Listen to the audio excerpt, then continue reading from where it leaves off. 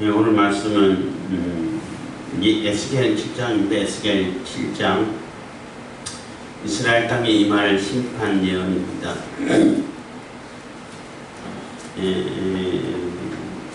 이스라엘 땅에 임할 심판 예언 6장에서는 이스라엘 산에 임할 심판 예언이라고 하면은 7장은 이스라엘 온 땅에 임하는, 그러니까 이스라엘 산이라 그러면은 주로 이제 이스라엘 산에서 우상 숭배하는 우상에 대해서 심판을 이렇게 예고했다면은 7장에서는 이제는 이스라엘 그 자체 이스라엘 백성들에게 심판을 내리겠다고 하는 그런 말씀인데, 심판을 내리겠다고 할 때에 이제는 더 이상 기다리지 않겠다는 거예요. 이제 끝났다. 너희들 인내, 그러니까 하나님의 인내의 시간이 끝났다라는 얘기를 하죠. 그러니까 하나님은 오래 참으시는 분이시지 영원히 참으시는 분이 아니라는 그러한 말을 이렇게 종종 쓰기도 합니다만은 신학교에서도 공부할 때도 그런 표현을 들었는데, 사람들이 하나님이 오래 참으시니까 영원히 참으시는 줄 알고 계속 하나님은 이렇게 해도 괜찮아, 하나님들이 이렇게 해도 뭐 다 용서해 주셔, 이렇게 해도 뭐 들어주지도 않고 보지도 않고 살펴보지도 않고 뭐 간섭도 안 하셔, 이렇게 해서 계속 그 악에 악을 더해가는 그러한 삶을 산다는 거죠.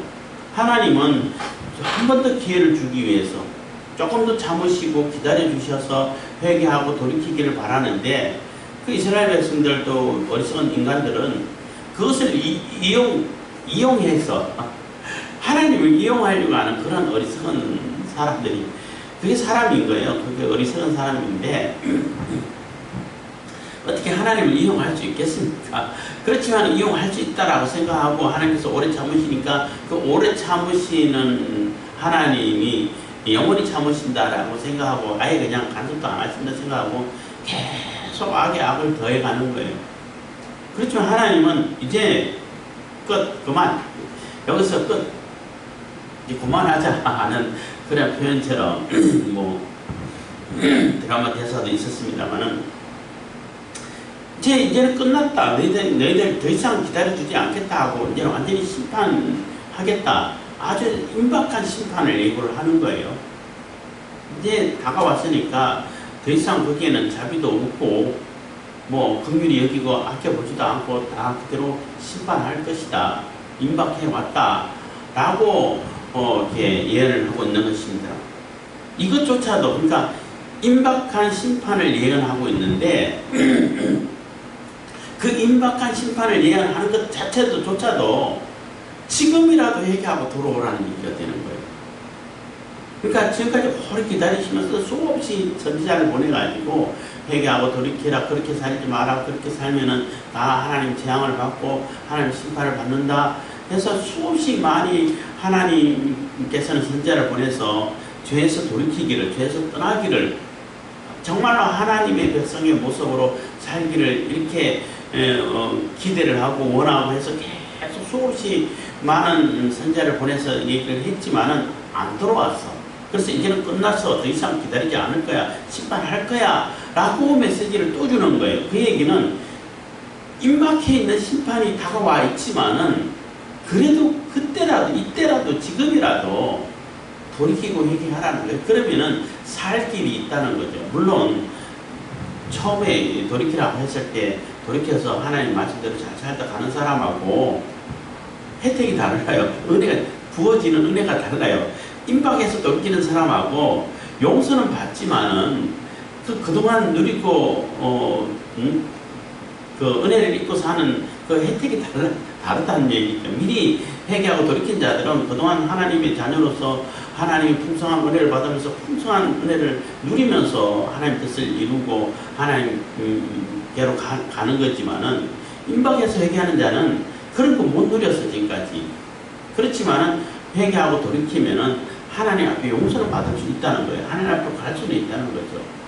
그렇기 때문에 지금이라도 회개하라 하는 그런 의미를 담아서 임박한 심판을 예고하는 겁니다. 근데 어리석은 이스라엘, 어리석은 사람들은 그래도 안 하죠. 지금까지 뭐 심판 안 하셨는데 뭐 심판하시겠어? 안 한다는 거예요.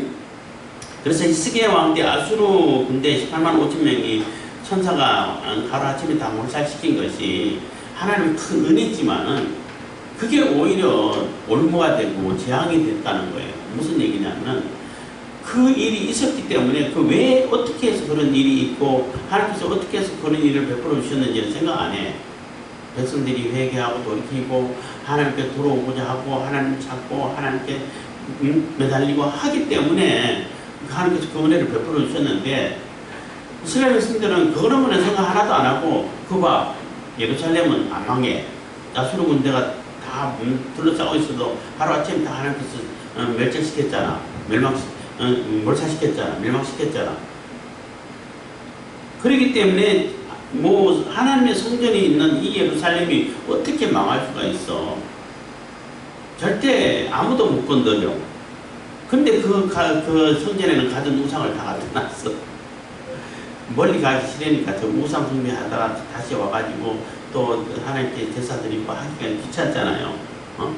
뭐 잠깐 여기 갔다 오라고 귀찮은데 그러니까 성전 안에다 다 갖다 놔. 그래서 여기서 우상 숭배하고 모임에 또 돌아서가지고 하나님께 제사 드리고 이 얼마나 편해. 그러니까 하나님께서 더 이상 참으시지 않으시겠다 하는 그러한 내용이 오늘 에스겔 7장인 것입니다. 7장 1절입니다. 여호와의 말씀이 또 내게 임하여 가라사대. 그래서 여호와의 말씀이 하나님 말씀이 내게 에스겔에게 임하셨다는 겁니다. 그래서 하나님 말씀이 임해서 하나님 말씀 전할 때만 이게 입이 열리니까 말이 터지는 거예요. 회가 정상으로 돌아오는 거예요. 이제 너 인자야 주 여호와가 내가 이스라엘 땅에 대하여 말하노라. 끝났도다. 이 땅 사방의 일이 끝났도다. 그래서 이스라엘 땅에 대하여 얘는 이스라엘 전체를 얘기하는 거예요. 땅은 또 하나님께서 기업으로 주셨잖아요. 유업으로 주셨다고. 하나님께서 이 땅을 근거로 해서 흔들리지 않게 땅이란 상징은 흔들리지 않고 물론 지진 나가 흔들릴 수 있습니다만은 불안하지 않고 아주 그것을 기반으로 변하지 않고 그것을 든든하게 그곳에서 하나님의 말씀을 따라서 하나님의 백성으로 살아가라고 하는 그러한 의미가 있는데 그 땅 너희들이 그러니까 하나님 내가 너희들에게 준 그 유업의 땅, 그 땅을 심판하겠다는, 다 청소하겠다는 얘기가 되는 겁니다. 땅에 대하여 말하노라. 끝났다. 이 땅 사방의 일이 끝났다. 그래서 이제 끝났다. 이 하나님의 인내의 시간이 끝났고 너희들을 이제 지금까지 많이 봐줬는데 또 기다려주는데 그 기간이 다 끝났다는 거예요. 너희들이 그 땅에 머물러서 악을 행하고 행패를 부리던 그 기간이 다 끝났다는 거예요. 이제는 끝이다. 더 이상 기회가 없다. 라고 이렇게 메시지를 전하는 것입니다. 3절 이제는 내게 끝이 이르렀나니 내가 내 진노를 내게 발하여 네 행위를 봉헌하고 너의 모든 가정한 일을 부응하리라. 그래서 지금까지 너희들이 행했던 그 악한 일들 다 개선해서 심판하시겠다는 겁니다. 4절 내가 너를 아껴보지 아니하며 긍휼히 여기지도 아니하고 네 행위로 너를 벌하여 너의 가정한 일이 너희 중에 나타나게 하리니 너희가 나를 여호와인 줄 아리라. 그래서 절대 그 긍휼히 여기지도 않고 아깝게 생각하지도 않겠다는 거예요. 심판하려고 하다 저 녀석 내가 그래도 택했던 그런 민족인데 내가 그래도 자녀 삼으려고 했던 녀석인데 조금 한 번 더 봐줄까? 이러지 않겠다는 거예요. 늘 말씀드리지만은 하나님 앞에서는 하나님 진노를 내리고 심판하실 때에 그때라도 막 돌이키고 하나님 죄송합니다. 잘못했습니다. 다시는 안 그러겠습니다 하고 회개하고 싹싹 빌고 그리고 그 행위에서 떠나가지고 조심스럽게 걷고 하면은 그러면 하나님께서 잠깐 기다려 주셔요. 긍휼히 여겨주시고 불쌍히 여겨주시는데 그렇지만 심판하실 때는 자비가 없어요. 그러니까 심판에는 자비가 없다는 표현을 자꾸 쓰게 되는 거예요. 심판할 때는 내가 그래도 하나님 그래도 그 백성으로 살았던 사람인데 자꾸 하나님 말 안 듣고 우상 숭배해서 그렇지 그래도 저 이방인하고 조금 다르게 하나님 이름 불렀던 적이 있던 사람인데 그래도 조금 약하게 해주지 않겠어? 이런 게 없다는 거예요. 쟤랑 나랑 쟤는 이방인이고 나는 이스라엘인데 쟤는 심판할 때 뭐 세게 때리고 나는 약하게 때리고 그러지 않겠어? 그런 거 없다는 거예요. 그냥 다 심판하게 하시겠다는 겁니다.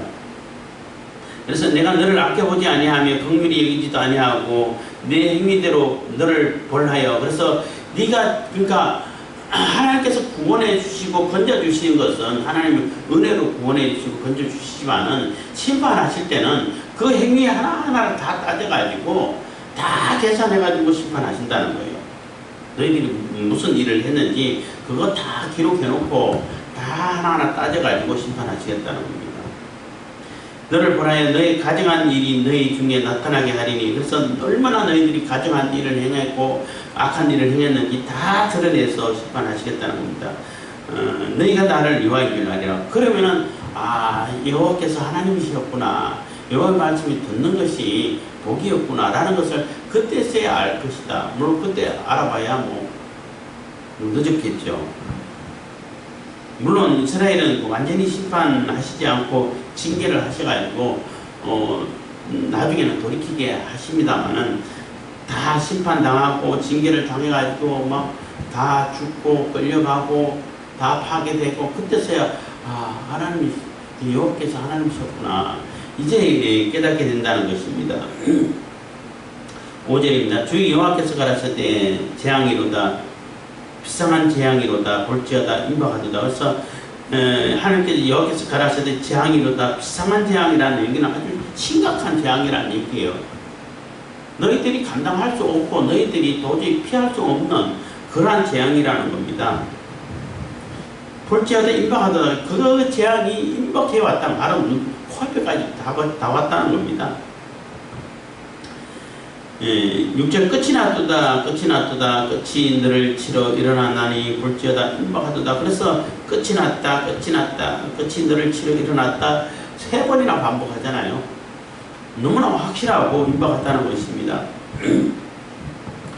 7절 이 땅 검이나 정한 재앙이 내게 임하도다. 때가 이르렀고 날이 가까웠으니 요란한 날이요 산에서 즐거이 부르는 날이 아니로다. 그래서 이 땅 검이나 재앙이 내게 임하도다. 때가 이르렀고 날이 가까웠으니 요란한 날이로다. 그래서 재앙이 임하고 때가 가까웠으니 더 이상 기다리지 않고 이제는 재앙이 심판이 실행된다는 거죠. 이제는 막 곧 이제 실행될 것이다.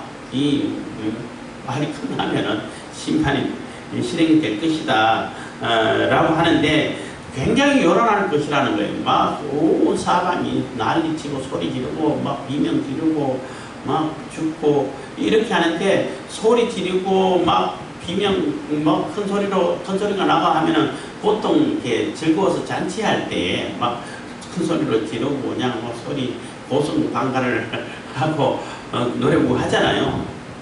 그것처럼 착각하지 말라는 거예요. 너희들이 즐거워가지고 잔치하기 위해서 그렇게 요란하게 떠드는 소리가 아니고 너희들 죽을 때에 지르는 비명이라는 거예요. 심판 당해가지고 그 고통을 호소하는 그러한 비명 소리라는 겁니다. 그래서 즐거이 부르는 날이 아니다. 재앙의 날이다. 착각하지 마라 하는 겁니다.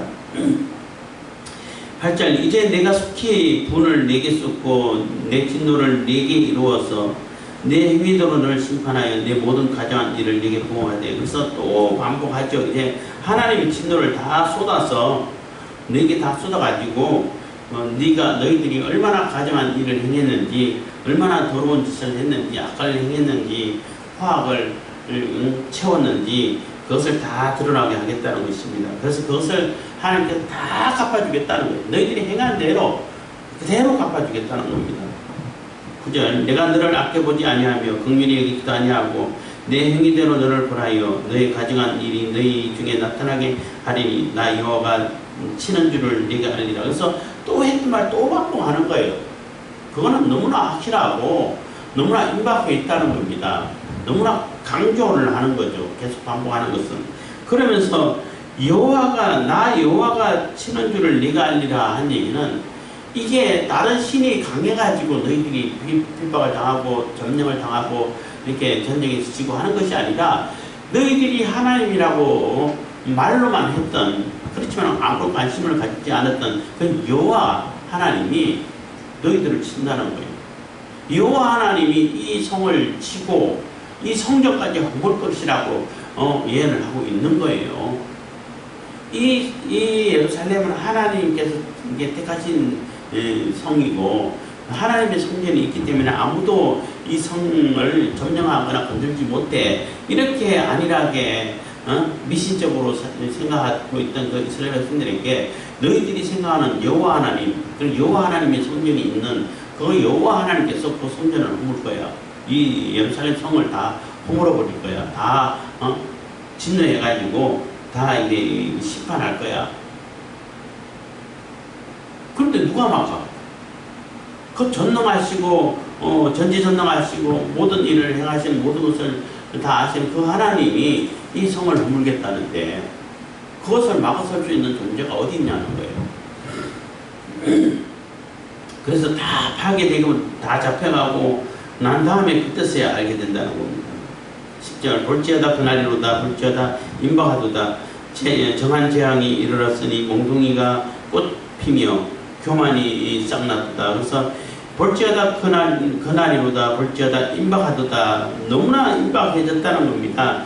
정한 재앙이 이르렀으니 몽둥이가 꽃피며 그래서 몽둥이라는 얘기는 심판을 의미하죠. 물론 지팡이라고도 합니다. 뭐 생각할 수도 있습니다만은 이거는 아론의 쌍난 지팡이를 할 수도 있겠습니다만은 아론의 쌍난 지팡이는 무엇을 의미해요?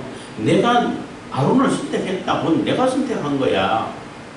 사람들이 정한 것이 아니야. 라고 얘기한 것처럼 하나님이 내리시는 심판이라는 얘기인 거예요. 그 심판의 몽둥이에 꽃이 폈다는 얘기는 꽃 피면은 바로 열매가 맺히잖아요. 꽃 지면 바로 열매 맺힌다고. 꽃이 이렇게 쭉 펴 있으면 꽃과 함께 열매가 맺혀가지고 열매가 자라면서 꽃이 떨어지는데 너무나 임박해 있다는 거죠. 심판이. 꽃 피면 교만이 싹 나도다. 그래서 너희들이 교만이 싹 나고, 그리고 이게 몽둥이가 악의 몽둥이 이런 표현도 썼는데 이것은 조금 이스라엘의 교만을 생각할 수도 있겠지만은 이 몽둥이의 이게 교만도 생각할 수 있어요. 몽둥이는 결국은 바벨론 느부갓네살을 얘기하는 거잖아요. 실제 생각하는데 그 느부갓네살이 이 예루살렘을 점령하고 이스라엘을 점령할 때 자기가 하나님인 것처럼 하나님인 줄 알고 착각하고 교만이 결국은 싹트게 된다는 거죠. 그 몽둥이 역할을 하면서 하나님께서 하라고 한 것만 해야 되는데 하나님을 인정하지 않고 오히려 자기가 하나님인 것처럼 생각해가지고 그 교만이 싹트게 되고 교만해져서 결국은 바빌론도 심판당하는 그러한 결과를 가져오게 되죠. 어쨌든 이렇게 몽둥이가 꼽히면 교만이 싹났도다 하는 얘기는 결국 너희들 교만 때문에 이 몽둥이 심판이 임하는 거야. 이렇게 쉽게 이해하는 것이 가장 자연스러운 것 같습니다. 11절 포악이 일어나서 죄악의 몽둥이가 되었습니다. 그래서 포악이 일어나서 죄악의 몽둥이가 됐다는 얘기는 그 포악한 너희들이 악하지만은 심판할 때는 너희들보다 더 악하고 포악한 자들을 보낼 거잖아. 그렇잖아. 악을 심판할 때 그 악한 자보다 더 악한 존재를 보내가지고 심판한다. 더 악한 존재를 보낸다. 이런 그 성경의 내용도 많이 있고 선지자들의 내용도 많이 있는데 그 포악이 일어나서 그러니까 그 바벨론 느부갓네살을 의미하는 거죠. 그 엄청나게 포악하고 너희들보다도 몇십 배 더 이렇게 악한 포악하고 잔인하고 잔악한 그런 자들이 일어나서 그 죄악의 몽둥이가 되었기 때문에 되었은즉 그들도 그 무리도 그 재물도 하나도 남기지 아니하고 그 중에 아름다운 것도 없어지리로다. 너희들이 아름답게 생각하는 거 재물이라고 생각하는 거 다 없어지고 다 약탈당하고 다 그냥 사라질 거야. 다 빼앗아 가버릴 거야. 이렇게 되는 거죠. 빼앗아 갈 뿐만 아니라 죽이고 가죠. 12절 때가 이르렀고 날이 가까웠으니 사는 자도 이게 땅을 산다는 얘기예요.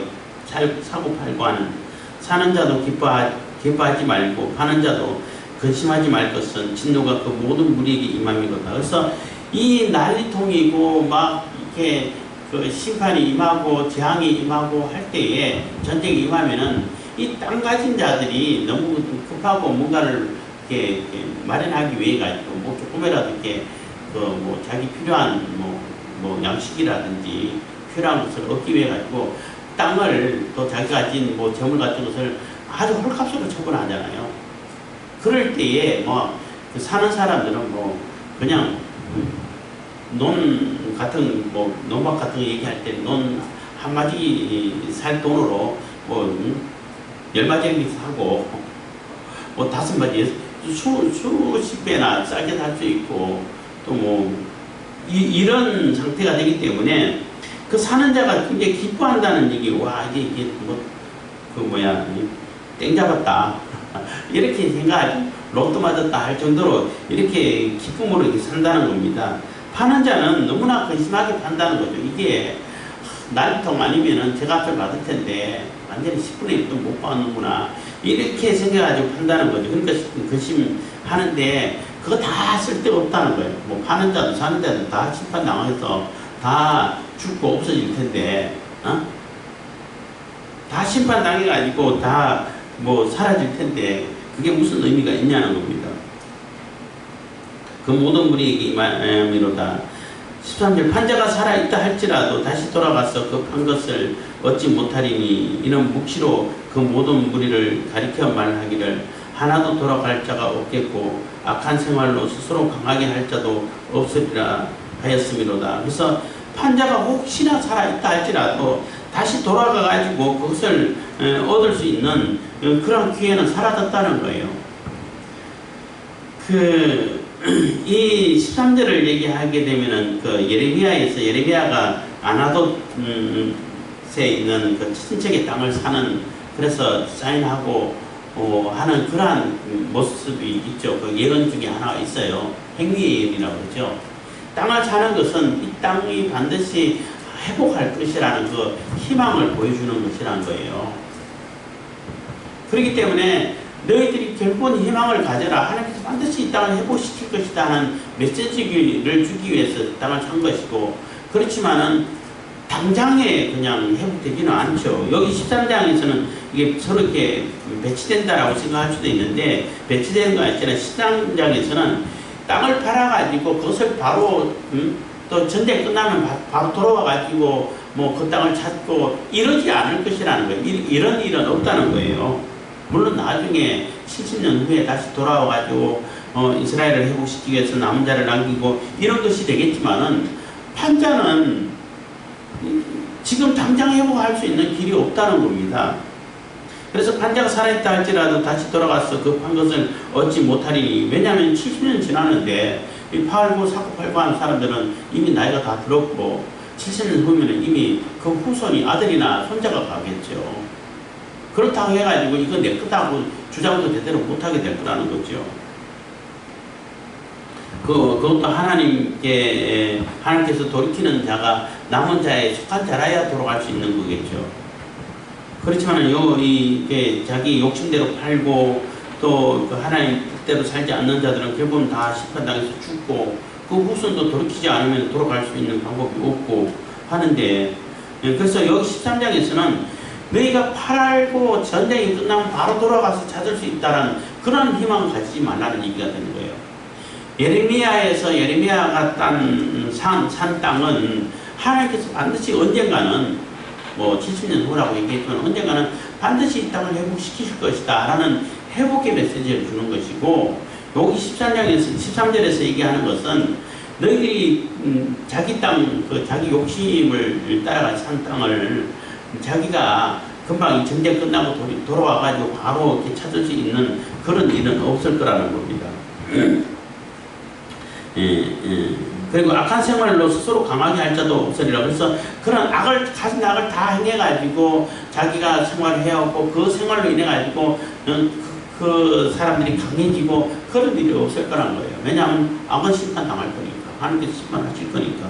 그 악에 머물러 있고 악을 그냥 자기의 그냥 음식으로 여기가지고 밥 먹듯이 하고 하는 사람들은 결국 그 악의 심판을 위해서 다 멸망하고 죽고 사라지겠죠. 그래서 결코 악한 생활로 스스로 강할 자가 없게 될 거라는 겁니다. 하나님 심판 앞에서는. 14절 그들이 나팔을 불어 온갖 것을 예비하였을지라도 전쟁에 나갈 사람이 없나니 이는 내 진노가 그 모든 무리에게 미쳤음이라 해서 그들이 나팔을 불어 온갖 것을 예비하였을지라도 하는 얘기는 전쟁이 그러니까 바벨론 군사가 이렇게 눈앞에 이제 쳐들어왔어. 이미 이제 포위하고 있어. 그럴 때 어떻게 가만히 있나요? 안 그러잖아요. 뭐 누구든 그냥 전쟁에 대비해가지고 군사를 모으고 나팔을 분다는 얘기는 전쟁의 신호이고 빨리 이렇게 군사를 모집하기 위해서 나팔을 부는 거죠. 그래서 온갖 것을 예비하여서 그래서 다 전쟁을 예비하고 준비했다 할지라도 아무 소용이 없게 된다는 거죠. 그게 아무 소용 없게 된다는 겁니다. 전쟁에 나갈 사람이 없다는 거죠.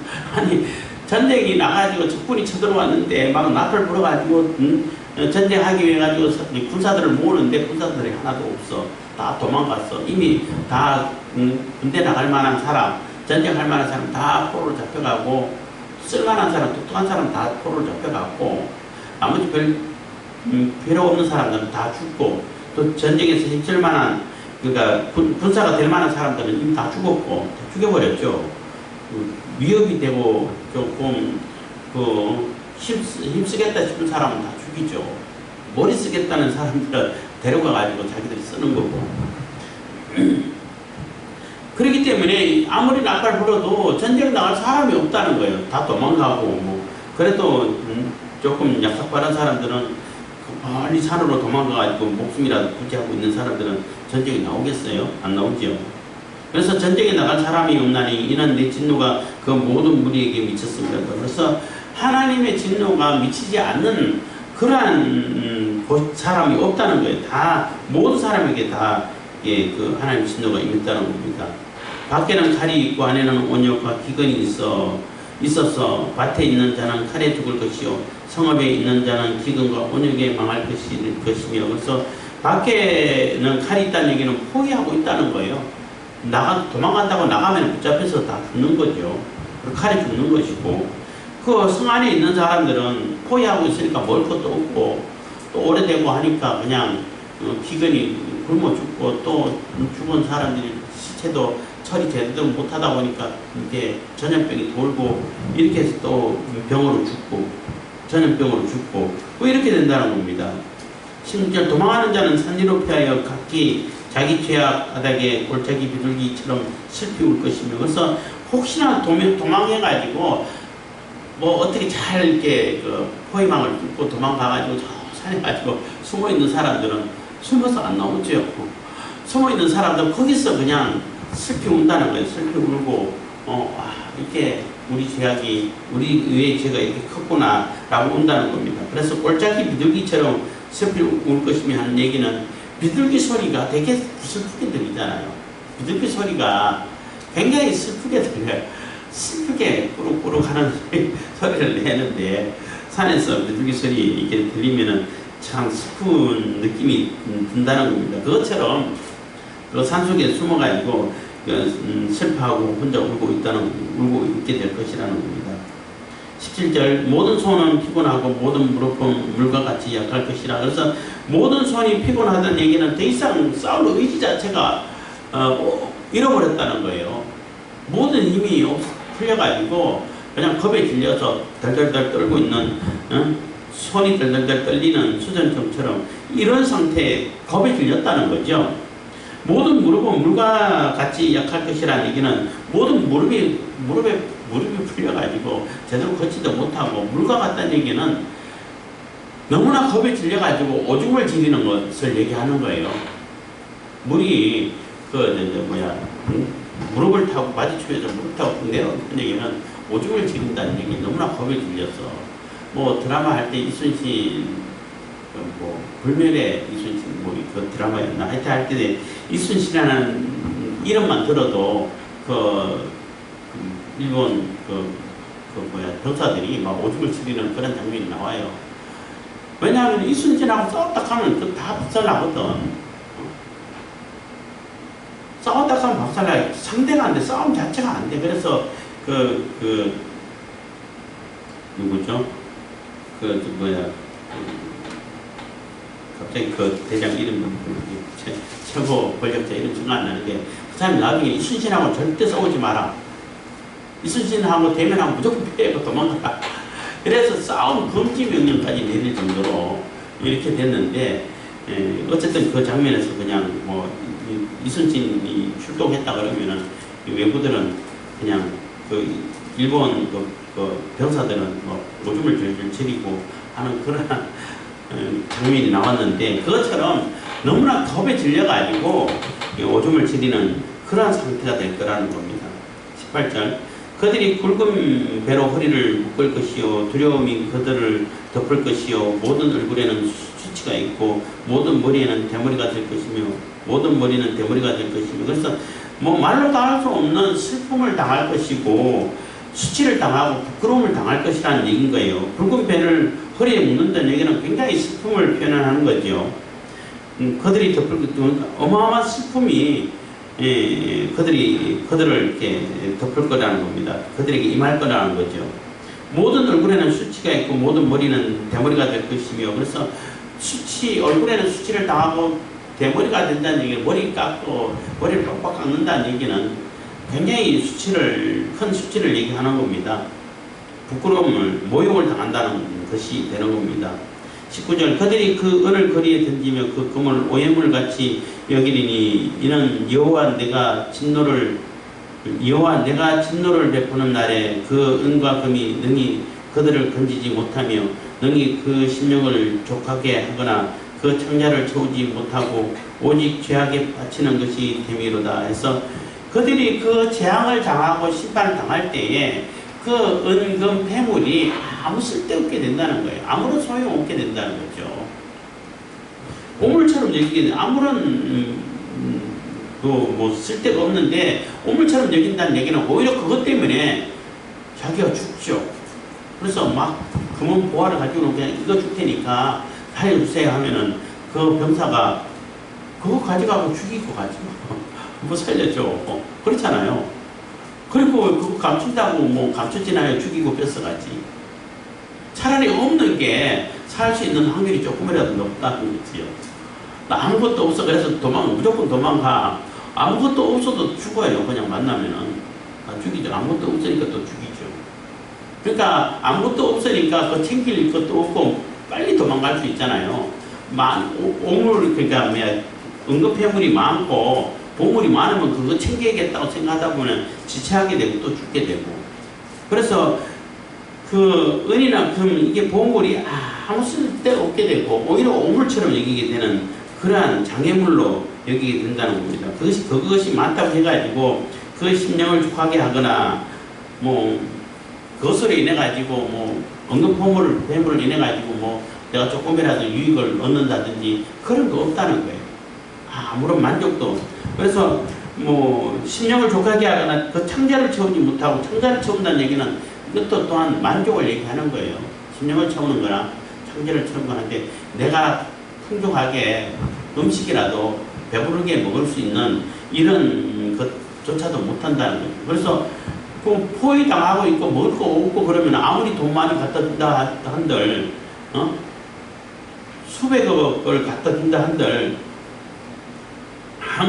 밥 한 그릇에 비유하겠냐는 거죠. 차라리 밥 한 그릇이 더 낫죠. 그거는 먹을 수는 있으니까. 뭐 북한에서 좀 비참한 얘기입니다만 홍수에 사람하고 돼지가 떠내려오면은 사람을 그냥 내버려두고 돼지를 건진다는 거예요. 왜냐하면 먹을 수 있으니까. 돼지는 잡아먹을 수 있잖아요. 사람은 건져라 봐야 배만 더 고프고 또 골치 아프고 먹지도 못하고 하니까 그냥 내버려 둬버리고 돼지만 건진다는 거예요. 그것처럼 아무리 보물이 많이 있고 은금이 많이 있다 할지 돈 많다 할지라도 한 그릇 그 양식보다는 못하다는 거죠. 20절입니다. 그들이 그 화려한 장식으로 인하여 교만을 품었고 또 그것으로 가증한 우상과 미운 물건을 지었은즉 내가 그것으로 그들에게 오염물이 되게 하여, 그래서 오염물은 오물을 얘기하는 겁니다. 그래서 그들이 그 화려한 것으로 인하여 교만을 품었다는 얘기는 가진 사치를 다 부렸다는 거예요. 그동안 재앙이 있기 전에는 가진 사치를 다 부리고 좋은 거, 비싼 거 이런 거 가지고 사람 판단하고 또 비교하고 또 그뿐만 아니라 그 좋고 화려하고 비싼 거 이런 거 가지고 우상을 만드는데 다 썼다는 거예요. 그 우상 만드는데 뭐 금 발라가지고 금으로 그냥 뭐 우상을 만들고 큰 거는 뭐 다 바르기 어려우니까 금을 바르고 작은 거는 아예 순금 자체로 그냥 우상을 만들고 뭐 예를 든다면 그런 한 것처럼 화려한 장식으로 인하여 어마어마한, 그래서 뭐 돈 많으면 교만하잖아요 사람들이. 교만을 품었고 그것으로 가정한 우상과 미운 물건을 다 만들고 가장 악한 것, 가장 사치를 다 부리면서 우상을 다 만들었고 그렇게 했는데 그게 결국은 오물덩어리가 된다는 거예요. 결국은 똥덩어리밖에 뭐 역할밖에 못한다는 거예요. 그 우상, 화려한 우상 만들어 놓고 금으로 만들어 놓고 우상이 있으면은 구해주나요? 배고픈데 밥이라도 한 그릇 갖다 주나? 안 갖다 주잖아. 금을 녹여서 먹을 수는 없잖아요. 금을 씹어 먹을 수도 없고. 그렇기 때문에 바벨론 군사들이 쳐들어오면은 금이면은 다 가져가지. 그거 못 가져가게 하면 죽이고 가져가죠. 이거 줄 테니까 나 살려주세요 하면 살려줍니까? 살려줄 필요 없이 죽이고 그냥 가져. 안 줘도 그냥 뺏어갈 판인데. 결국은 다 오물덩어리가 된다는 겁니다. 21절 외인의 손에 붙여 노력하게 하며 세상 악인에게 붙여 그로 약탈하여 더럽게 하고, 그래서 다 약탈자들에게 다 맡겨서 약탈당하게 하겠다는 것입니다. 더럽게 하고, 그래서 결국은 다 더럽게 한다는 겁니다. 내가 또 내 얼굴을 그들에게서 돌이키리니 그들이 내 은밀한 처소를 더럽히고 강포한 자도 거기에 들어와서 더럽히리라. 그래서 내 얼굴을 그들에게서 돌이킨다는 얘기는 예민하겠다는 겁니다. 얼굴을 마주하고 그들을 품고 그들을 받아주고 한 것이 아니라 아예 고개를 돌려서 너희들이 심판당하는 것을 그대로 버려두겠다는 거죠. 그리고 그들이 내 은밀한 처소라는 얘기는 성소를 얘기하는 겁니다. 지성소를 얘기하고 성소를 얘기하는 것인데, 처소를 너무나 더럽혀서 그 성소까지 다 그냥 우상을 갖다 놓고 또 하나님께서 기뻐하지도 않는 그러한 모습으로 들어가가지고 하나님 제사를 이행하고 얼마나 가정스러워요. 그래서 그들 스스로를 다 더럽혔기 때문에 그 더럽혀진 그 성소를 하나님께서 버려가지고 심판해서 바벨론 군사들, 약탈하는 군사들이 거기까지 다 들어와가지고 다 더럽게 하게 될 것이라는 얘기인 겁니다. 그래서 결국 그 예루살렘 성전마저도 다 무너지고 또 바벨론 군사들이 다 와가지고 다 무너뜨리고 거기 있는 동물들 다 가져가고 그 더러운 발로 신발로 그냥 군합발로 쉽게 말하면 군합발로 들어가가지고 다 그냥 더럽게 그러니까 더럽게 된다는 것입니다. 23절 너는 쇠사슬을 만들라. 이는 피 흘리는 죄가 그 땅에 가득하고 강포가 그 성읍에 찼습니다. 그래서 너무나 피 흘리는 죄가 땅에 가득하고 강포가 성읍에 찼기 때문에 쇠사슬을 만들어가지고 포로로 그냥 잡아할 때 쇠사슬로 묶잖아요. 쇠사슬로 묶으면 풀 수 있는 방법이 없어요. 칼로 끊을 수가 있겠습니까? 줄로 묶었으면 몰래 칼을 가지고 끊는다 그랬지만은 쇠사슬이면 칼로 끊어지지도 않아. 완전한 포로가 된다. 포로하고 완전히 잡혀가지고 심판을 당하게 된다는 것입니다. 왜냐하면 죄가 그 땅에 이미 가득 찼다는 거예요. 기다릴 수 있는 시간이 다 끝났다는 겁니다. 조금이라도 덜 찼을 때라도 지금이라도 그 죄를 비워라, 쏟아내라, 없애라 해도 말 안 듣고 결국 그 죄를 가득 다 채웠다는 거죠. 그래서 심판한다는 겁니다. 24절 내가 극히 악한 이방인으로 이르러